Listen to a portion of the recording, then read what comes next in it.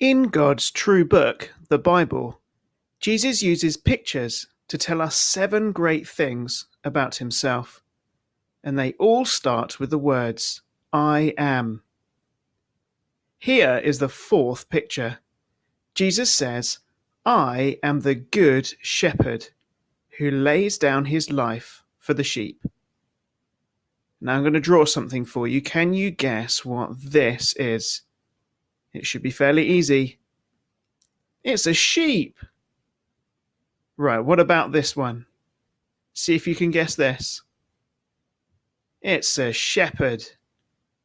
Shepherds look after their sheep. It's an important job being a shepherd.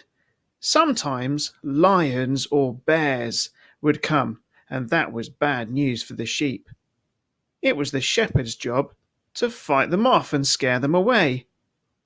If they were bad shepherds, they would let the sheep get hurt.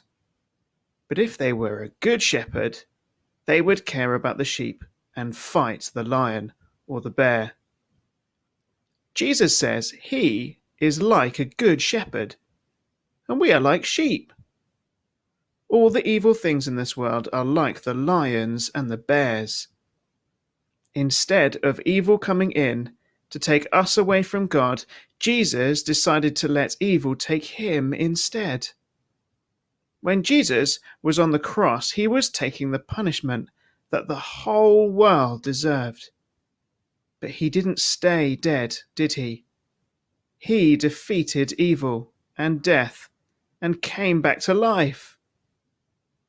Now, if we say sorry for the wrong choices we have made and we follow our good shepherd, he promises that he will be our good shepherd forever. And that is great news that's worth celebrating.